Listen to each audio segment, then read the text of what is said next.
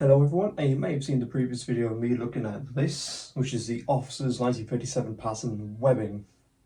Now I'm not going to go over the whole set of web equipment. I've already done a previous video. There is a card in the top right hand corner. But today we're going to actually take a look at all the components broken down, because all the components, they are very interesting in their own retrospects. So without any further ado, let's take a look at the components, or each component of the officer's web equipment. So the first item we're going to be taking a look at is this. This is the compass pouch slash compass pocket. And as you can see, it is a square pouch with obviously these parts here, these two side bits, and this underneath section. On the earlier officer's equipment, this would not be a thing on either side, and this would be here, but it would be sewn to the top of the binoculars case and not have a C-hook. But as you can see, there's two C-hooks, so this can go in a belt. This has of course, a little loop, so a C-hook can go into that, and it can go on top of the binoculars case or on top of the pistol case, but really that was not needed. And then you have this loop up here, to which this is meant for the brace attachments. Now, of course, we open up this one. This is a nice Miko 1940 example, and it has an original compass in. See if I can get the compass out. It's the square type compass. I haven't done a video on this. The reason being is because these are radioactive in some ways.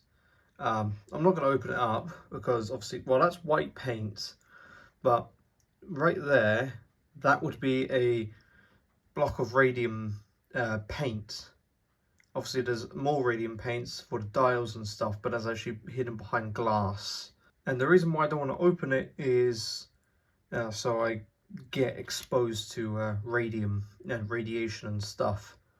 If there's a good way to dispose of it, let me know, because I would like to dispose of that radium paint.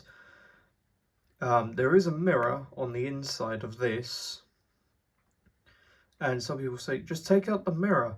I actually want to keep the mirror in this, but not have radium. But either way, so that's the compass.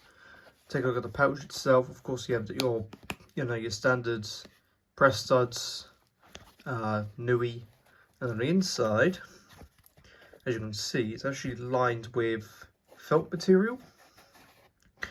So it's almost like what's on a battle dress, but it's obviously different. And of course, this has got a in the front. This right here, this is a reinforcement piece, and that is actually Bakelite. So there are some of these where the webbing material has rusted, and there is Bakelite there. But either way, these are interesting little pouches. These again, relatively hard to find now. And so I'm going to make this clear. Once I've done the video, I will in fact be see if I can get that over. There we are. I will in fact be washing my hands. Safety precautions. So that is the compass pouch. Next item of the web equipment set for the officers is the binoculars case. Now, this has obviously it has reinforcing, so it's just a thing of Bakelite once again. But as you can see, it's a big rectangular pouch. It has these 1-inch buckles on either side, so you can take a cross strap and feed them on through. So is that, but you can also have the C hooks here, so that this can still be fitted to the belt. This one up here, that is for the compass pouch up there. Now, one thing I need to mention is, before we actually take a look on the inside, is that these might look familiar. A certain sitcom, Dad's Army, they had used the binoculars cases instead of the home guard pouches This is a home guard pouch. This is a binoculars case. As you can see, they're relatively similar, as in the total width of them. But the actual, if I do depth to depth on the lid, binoculars case has a little bit more depth. And as you can see, it's also slightly, it's not as you know, wide along there. So obviously this will not be able to take a bandolier or 303.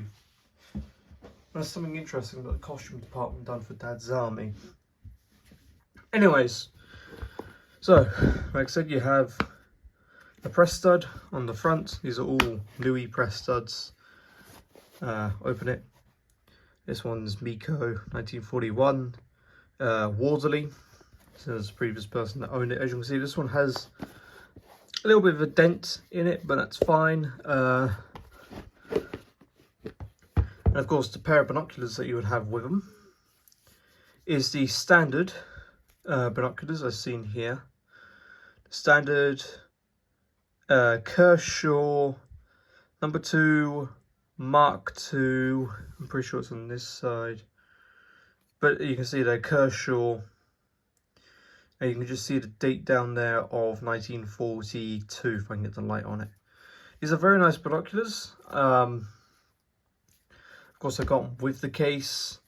The cases are fetching a little bit of money now. But I ultimately saw this deal. I was like, I had to buy it with the binocs in. The lenses do need a little bit of a cleanup, but other than that, these are very nice. As you can see on the inside, there's nothing much. You've got this padding at the bottom to protect the binoculars, and just to prove that this is got Bakelite. That's Bakelite. But anyway, that is the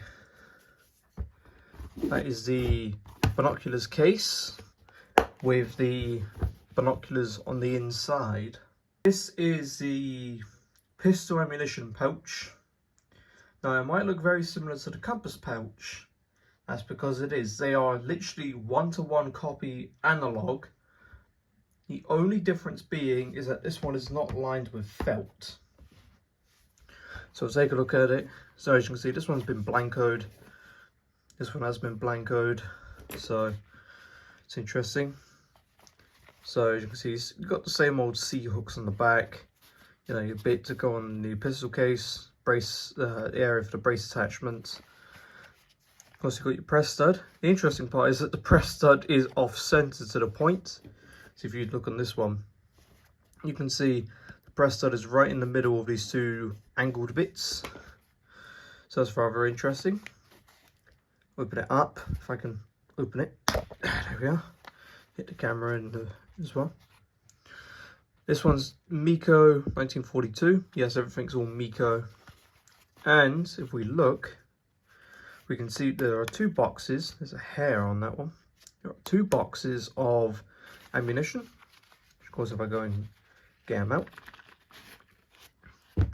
the ammunition is inert. As you can see, there are 2 boxes. This one's actually a proper repro box. This is a homemade box. As you can see, in each one, it would contain 12 rounds. So there's 6 rounds on top and there's another 6 down below. And you would get those in a box. Same with this one, but this one we have different .38 rounds. And this is just in a homemade pre-production box. I might get a, you know, another box. Probably one to match this. Hopefully, if all the ammunition can fit. But that's besides the point. As you can see on the inside, it is a literal 1-to-1 analog of the compass pouch. As you can see, there is no felt material. It is just webbing on there. And of course, the way you put the boxes in is just, you know, you take the box, put it inside, push down, and then close it up. But that is the pistol ammunition pouch. The next item we're going to take a look at is a pistol case. So the pistol cases were improved from 1919 pattern, to which that was the first one to use webbing like this. But the difference between this and 1919 is obviously 1919 was a lot more larger to contain a large framed pistol, which would obviously be the 455 Webley, but it would also have a timber plug. That was the first variant. The second variant, which is this one, where it has a webbing bottom. Of course, the other webbing sets at the time, like 1925, would use the same thing, but that's besides the point. So this is the pistol case. It is a pistol case. Even in the manual it states that this is a pistol case. So as you can see, you've got this compartment here for the main body of the revolver, and you got the barrel up here. Obviously you got your your two brass C hooks. You got this C hook here. To show if I can demonstrate, this would be 4. So you would be able to hook together the pistol ammunition pouch like that, and they become one unit. Like I said in the last video, they were literally just sewn together. So there's that. As you can see, once again, press stud. Open it up. It is Miko 1940 Derby. This actually belongs to one Colonel Derby. And yeah, I have his pistol case. So I think I've already said that this is a Miko 1940. The pistol is obviously a Enfield number 2. This is a replica that you've seen on the channel before. Anyway, this is a very nice one. I've talked about that before. As you can see on the inside, you just have a large webbing area, and then that right there, that is for the cleaning rod. Yes, there is a cleaning rod for the gun. On 1919 pattern, the cleaning rod was actually on the back. Yeah, I believe it was actually right here. So that's rather interesting. And of course the way you put the pistol in, it's very simple. Barrel in first, push it down, and then you take this flap, obviously close it up. There we are, and the press stud. So that is the pistol case. Certainly one of the largest items for the officer's webbing is the officer's valise / haversack. So this haversack would be used to contain all the essentials for an officer. That being like maps, protractors, pencils, pens, whatever an officer needed in the field. You can see it's large, it's rectangular. As you can see, you got two 1-inch buckles at each end. You got a nice carry handle right here. Now we'll take a look at the inside. So as you can see, there is this 1-inch strap with a 1-inch buckle. Got to go ahead, undo it. That does like so. The date is Miko 1940. This belongs to one GGR Grandi. So it's kind of nice. You got these two little 2-inch flaps which mimic the 1937 pattern haversack. As you can see on the inside, you have 2 compartments and you have a divider. Same material as the 1937 pattern dividers. So you would put like your maps and important documents in here, and then right here you got 2 press studs, which obviously these press studs can be used to store other things in them as well. So like in this one, it's quite a large one, so you can store whatever you need in there. And this one's rather small, so perhaps maybe that's for a protractor. But there's nothing really special about the the officer's haversack / valise. So that is another item for officers. Now this is a part of the officer's webbing, that being the brace attachments. So the brace attachments are just a simple 1-inch construction. So you have a 1-inch buckle, a 1-inch little piece of webbing, a 1-inch link, another 1-inch strap, and you got a gate right here, a swinging gate.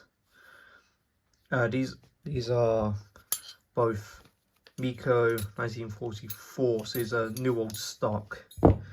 Basically, what you do is you would put the belt in through first, lock it in, and then you would obviously put on all the other bits and pieces. If I bring back in the compass pouch, you would take, if you were to put this on top of the binoculars case, you would take this, you would feed it through this loop, just like that.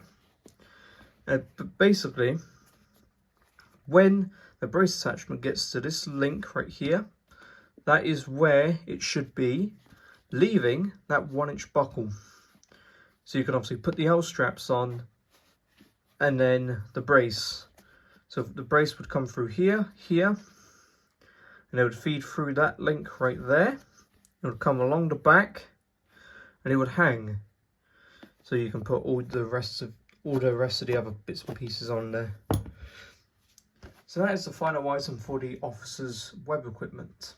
So hopefully you found this video interesting and informative, looking at all the different components of officers' made web equipment. And if you did, then please like, subscribe, turn notifications, and until next time, bye for now.